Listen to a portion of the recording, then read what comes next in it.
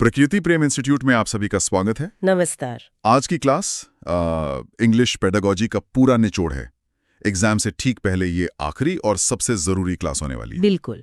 आज हम अगले बस कुछ मिनटों में वो सब कुछ कवर करेंगे जो आपके 15 नंबर पक्के करवाएगा। हाँ, और ये गारंटी है, अगर आपने ध्यान से सुन लिया ना तो 15 में से 12 से 15 नंबर कहीं नहीं गए। और देखिए, इस सेशन के बाद आपको सीटीईटी इंग्लिश पेडागोजी के लिए कोई और किताब या कोई वीडियो देखने की जरूरत नहीं पड़ेगी। एकदम। आज हम सिर्फ कॉन्सेप्ट्स नहीं रटेंगे, नहीं, बल्कि हम एग्जामिनर का दिमाग पढ़ना सीखेंगे। वो कौन से शब्द देखकर आपको फंसाता है और कहाँ आपको पूरे नंबर देना चाहता है। सही बात है। ये वो सेक्शन है जो आपको हजारों बच्चों से आगे ले जाएगा। तो चलिए बिना किसी देरी के शुरू करते हैं अंतिम प्रहार।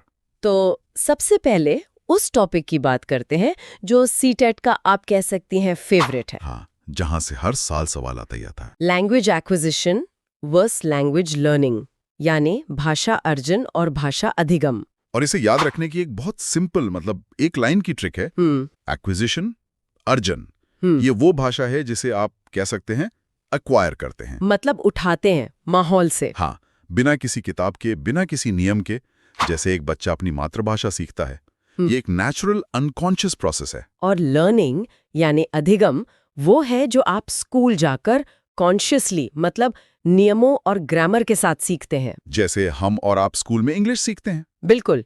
एक्विजिशन होता है दिल से, माहौल से। लर्निंग होती है दिमाग से, रूल से। अब यहाँ एग्जामिनर का खेल समझिए। वो आपको एक सिचुएशन देगा जी। जैसे एक बच्ची अपने घर पर परिवार वालों को बात करते हुए सुनकर मराठी बोलना सीख जाती है। अब बताइए, ये एक्विजिशन है या लर्निंग? साफ बात है, घर का माहौल है, कोई टीचर नहीं, कोई ग्रामर की किताब नहीं, ये प्योर एक्विजिशन है। और अगर सवाल होता एक बच्चा स्कूल में टेंसेस के नियम सीख रहा है तो वो लर्निंग होता। बस माहौल पकड़ना है। इनफॉर्मल है तो एक्विजिशन, और फॉर्मल या रूल बेस्ड है तो लर्निंग। और यहीं से जन्म होता है हमारे पॉजिटिव और नेगेटिव टैग्स का। बिल्कुल, ये वो ब्रह्मास्त्र हैं। हाँ, जिनसे आप ऑप्शन देखते ही सही जवाब तक पहुंच जाएंगे। पॉजिटिव टैग्स वो शब्द हैं जो हमेशा सही ऑप्शन की तरफ इशारा करते हैं। जैसे opportunity to express, context, active participation, group discussion, role play. और इसके पीछे जो सोच है ना, वो बहुत गहरी है। सीटीईटी मानता है कि बच्चा एक खाली घड़ा नहीं है। सही। वो ज्ञान का निर्माण खुद करता है। इसलिए जिस भी ऑप्शन में बच्चे को एक्टिव रखा जा रहा है, उसे बोलने का मौका, ग्रुप में काम करने का मौका दिया जा रहा है। Real life connection. हाँ, वास्तविक जीवन से जोड़ना। हाँ, वो ऑप्शन 99% सही होगा। और मल्टीलिंगुअलिज्म यानी बहुभाषिकता, ये भी एक बहुत बड़ा पॉजिटिव टैग है। और इसके ठीक उल्टे हैं नेगेटिव टैग्स, जिनसे आपको सांप की तरह बचकर रहना है। ये शब्द दिखते ही उस ऑप्शन को काट देना है। जैसे रोट मेमोराइजेशन, रटना, lecture method, only, memorize, discipline, marks centric assessment, text book centric. कोई भी ऑप्शन जो बच्चे को पैसिव बना रहा हो या सिर्फ नंबर और रटने पे जोर दे रहा हो, वो एनसीएफ के खिलाफ है। और जो एनसीएफ के खिलाफ है वो सीटेट का सही जवाब हो ही नहीं सकता। कभी नहीं। चलिए अब अगले टॉपिक पर चलते हैं। हमारा अगला स्कोरिंग एरिया है भाषा कौशल यानी language skills. LSW, listening, speaking, reading, writing. सुनना, बोलना, पढ़ना, लिखना। इसमें 2 तरह के स्किल्स होते हैं। पहले हैं रिसेप्टिव स्किल्स, ग्रहणात्मक कौशल। रिसीव करने का मतलब क्या होता है? जानकारी को अंदर लेना। बिल्कुल। तो सुनना, लिसनिंग और पढ़ना, रीडिंग, इन दोनों में हम इंफॉर्मेशन को अपने दिमाग में ले रहे हैं। तो ये हुए रिसेप्टिव स्किल्स। और दूसरे हैं प्रोडक्टिव स्किल्स। उत्पादक कौशल। प्रोड्यूस करना मतलब कुछ बनाना, बाहर निकालना। जी, जब हम बोलते हैं या लिखते हैं तो हम अपने विचारों को, इंफॉर्मेशन को प्रोड्यूस कर रहे हैं। अब मजे की बात यह है कि सीटेट में सबसे ज्यादा सवाल उन स्किल से आते हैं जिन्हें स्कूलों में सबसे ज्यादा नजरअंदाज किया जाता है। स्पीकिंग और राइटिंग। एकदम। बिल्कुल। एग्जामिनर को वो ऑप्शन बहुत पसंद है जहां बच्चे ग्रुप डिस्कशन कर रहे हैं, डिबेट कर रहे हैं या रोल प्ले कर रहे हैं। क्यों? क्योंकि वहां वो भाषा को सिर्फ सुन या पढ़ नहीं रहे, बल्कि उसे एक्टिवली प्रोड्यूस कर रहे हैं, इस्तेमाल कर रहे हैं। अच्छा, जैसे सवाल आएगा कि लिसनिंग स्किल कैसे बेहतर करें। एक ऑप्शन होगा बच्चों को ऑडियो क्लिप सुनाना, और दूसरा होगा ऑडियो क्लिप सुनाकर उस पर ग्रुप में चर्चा करवाना। और सही जवाब हमेशा दूसरा वाला होगा, क्योंकि वो एक इंटीग्रेटेड अप्रोच है। उसमें लिसनिंग भी है और स्पीकिंग भी। बिल्कुल। हमेशा याद रखिए, सीटीईटी को स्किल्स का एकीकरण, इंटीग्रेशन बहुत पसंद है। वो ऑप्शन चुने जहां एक से ज्यादा स्किल्स एक साथ इस्तेमाल हो रही हों। एकदम। चलिए अब आते हैं उस सेक्शन पर जहां से 3-4 मार्क्स हर साल पक्के हैं। थियरीज। हाँ, यहाँ 3 मनोवैज्ञानिकों को समझ लिया तो समझो 3-4 नंबर जेब में। चॉम्स्की, क्रैशन और वाइगोत्स्की। पहले बात करते हैं नॉम चॉम्स्की की। इनके लिए बस एक लाइन याद रखनी है। क्या? बच्चे भाषा सीखने की जन्मजात इन्नेट क्षमता के साथ पैदा होते हैं। वो कहते हैं कि इंसान का दिमाग भाषा सीखने के लिए ही बना है। और एग्जाम में आपको एक कीवर्ड दिखेगा, LAD, language acquisition device. Chomsky कहते हैं कि हमारे दिमाग में एक तरह का यूनिवर्सल ग्रामर का सॉफ्टवेयर पहले से इंस्टॉल होकर आता है। अच्छा। इसीलिए बच्चा अपने आसपास की भाषा को सुनकर उसके नियम अपने आप बना लेता है, उसे कोई सिखाता नहीं है। तो Chomsky is equal to innate ability plus LAD। बिल्कुल। दूसरे हैं स्टीफन क्रैशन। इनकी कहानी बड़ी मजेदार है। इनकी थ्योरी का नाम है I+1। Comprehensible input. Ji, I का मतलब है बच्चे का करंट लेवल और +1 का मतलब है उसके लेवल से बस एक कदम ऊपर का मटेरियल। मतलब बच्चे को डराना नहीं है। नहीं, उसे ऐसी चीजें मत दो जो उसके सर के ऊपर से निकल जाएं। अगर वो 50 शब्द जानता है तो उसे ऐसा टेक्स्ट दो जिसमें 52 शब्द हों। वो कॉन्टेक्स्ट से उन 2 शब्दों का मतलब खुद समझ जाएगा। तो क्रैशन का जोर एक्विजिशन पर है, लर्निंग पर नहीं। वो कहते हैं माहौल दो, बच्चा भाषा उठा लेगा। बिल्कुल। और तीसरे और सीटेट के सबसे चहेते है लेव वाइगोत्स्की। वाइगोत्स्की जहां भी दिखें बस 2 शब्द ढूंढने हैं, समाज, सोसाइटी और बातचीत, इंटरेक्शन। हाँ, वाइगोत्स्की कहते हैं कि बच्चा अकेले में नहीं सीखता, वो समाज में लोगों से बातचीत करके सीखता है। ज्ञान का निर्माण सामाजिक अंतःक्रिया मतलब सोशल इंटरेक्शन से होता है। और इनके 2 कीवर्ड्स हैं, सोशल इंटरेक्शन और स्कैफोल्डिंग। स्कैफोल्डिंग का मतलब है वो टेम्पररी हेल्प जो बड़े या ज्यादा जानने वाले साथी बच्चे को देते हैं। जैसे साइकिल सिखाते वक्त पीछे से पकड़ना। एकदम। जैसे बच्चा सीख जाता है आप हाथ हटा लेते हैं। यही मदद स्कैफोल्डिंग है। बहुत बढ़िया। अब जब थ्योरी समझ ली तो देखते हैं कि क्लास में पढ़ाने के तरीके क्या हैं। अगला टॉपिक, मेथड्स ऑफ टीचिंग। यहाँ भी एग्जामिनर आपको सिचुएशन देगा। सबसे पहला और सबसे पुराना, मतलब दादा परदादा के जमाने का तरीका। Grammar translation method. जैसा नाम वैसा काम। हर शब्द, हर लाइन को मातृभाषा में ट्रांसलेट किया जाता है और ग्रामर के नियम रटवाए जाते हैं। इसमें फोकस लिखने और पढ़ने पर होता है, बोलने पर बिल्कुल नहीं। ये एक टीचर सेंटर्ड और बोरिंग मेथड है। बिल्कुल। और इसकी ठीक उलट है डायरेक्ट मेथड। यहाँ मातृभाषा पूरी तरह बैन है। अगर आप अंग्रेजी सिखा रहे हैं तो क्लास में सिर्फ और सिर्फ अंग्रेजी बोली जाएगी। एक नेचुरल माहौल बनाने की कोशिश की जाती है। यहाँ बोलने और सुनने पर बहुत जोर दिया जाता है। अब MCQ पहचानने की ट्रिक बहुत सीधी है। सिचुएशन को देखिए, अगर टीचर बच्चों को एक्टिव रख रहा है, ग्रुप में काम करा रहा है, असल जिंदगी से जोड़कर सिखा रहा है, तो वो सबसे अच्छा मेथड है, जिसे हम कम्युनिकेटिव लैंग्वेज टीचिंग यानी CLT कहते हैं। हाँ, CLT आज के समय में सबसे बेस्ट अप्रोच मानी जाती है। एकदम। अब क्लास में पढ़ाने के लिए कुछ सामान भी तो चाहिए। हमारा अगला टॉपिक है TLM यानी टीचिंग लर्निंग मटेरियल्स। और इसमें एक शब्द है जो एग्जामिनर का एब्सोल्यूट फेवरेट है, रियलिया। जी, रियलिया का मतलब है क्लास में असली चीजों का इस्तेमाल करना। A फॉर एप्पल पढ़ाते हुए बच्चों को सेब का चित्र दिखाने की बजाय असली सेब दिखाना। या रेस्टोरेंट का असली मेन्यू कार्ड लाकर बच्चों को ऑर्डर देना सिखाना। बिल्कुल।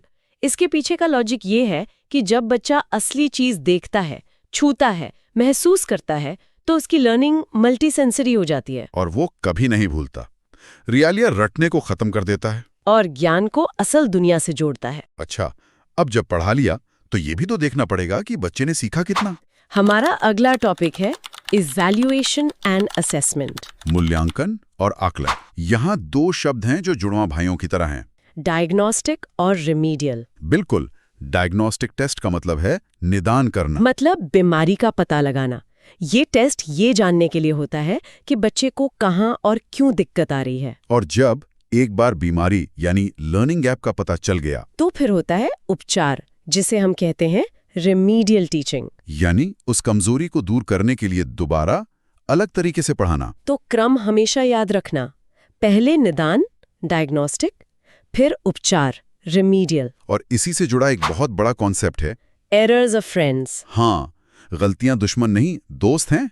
गलतियां इस बात का सबूत हैं कि बच्चा कोशिश कर रहा है, वो सीखने की प्रक्रिया का एक स्वाभाविक हिस्सा है। एग्जामिनर हमेशा उस ऑप्शन को सही मानेगा जो गलतियों को windows into a child's thinking मानता है, मतलब ऐसी खिड़कियां जिनसे हम बच्चे के दिमाग में झांक सकते हैं। जी, जिस ऑप्शन में गलती के लिए बच्चे को डांटने या सजा देने की बात हो, वो ऑप्शन तुरंत काट देना।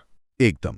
और इसी फिलॉसफी पर आधारित है CCE, continuous and comprehensive evaluation, सतत और व्यापक मूल्यांकन। हाँ, इसका मतलब सिर्फ ये नहीं है कि साल के अंत में एक परीक्षा ले ली। नहीं, इसका मतलब है साल भर बच्चे के स्कॉलास्टिक यानी पढ़ाई लिखाई और कोस्कॉलास्टिक मतलब खेल कूद, कला, संगीत, इन सभी पहलुओं का लगातार आकलन करना। इसका मकसद बच्चे पर फेल या पास का ठप्पा लगाना नहीं है, बल्कि सीखने सिखाने की प्रक्रिया को लगातार बेहतर बनाना है। बहुत सही। अब जल्दी से बात करते हैं पॉलिसीज की। NCF 2005 और NEP 2020। NCF 2005 के अनुसार भारत में इंग्लिश एक ग्लोबल लैंग्वेज है। ये दुनिया से जुड़ने की एक खिड़की है। और NEP 2020 और NCF दोनों एक बहुत जरूरी बात पर एक मत है। क्या? मल्टीलिंगुअलिज्म यानी बहुभाषिकता एक रिसोर्स है, एक संपत्ति है।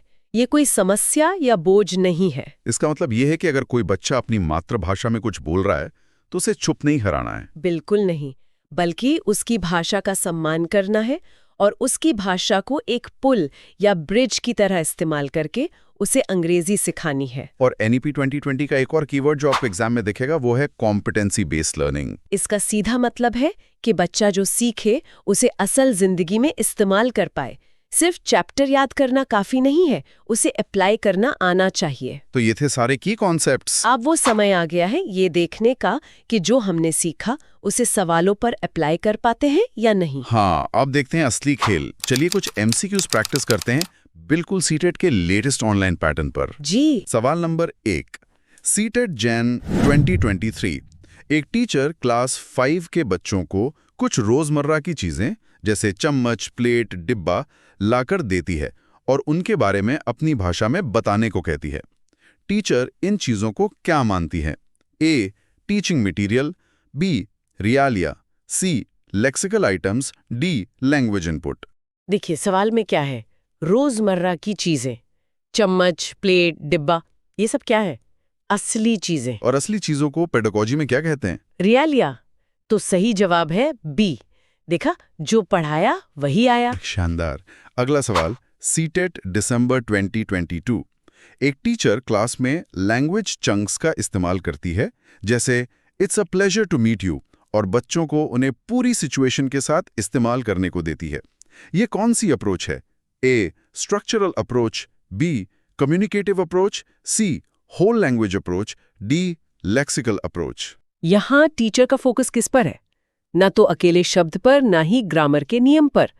उसका फोकस है चंक्स पर, शब्दों के समूह पर। हाँ, जो एक साथ इस्तेमाल होते हैं।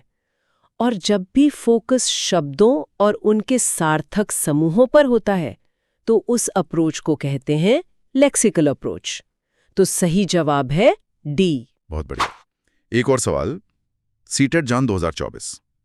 NCF 2005 के अनुसार बच्चों द्वारा की गई गलतियां क्या दर्शाती हैं? A, वे सीखने में असफल हैं, B, उनमें बुद्धि की कमी है, C, वे सीखने की प्रक्रिया का एक महत्वपूर्ण हिस्सा है, D, उन्हें तुरंत सुधारने की जरूरत है। ये तो एकदम लड्डू सवाल है। अभी हमने क्या बात की?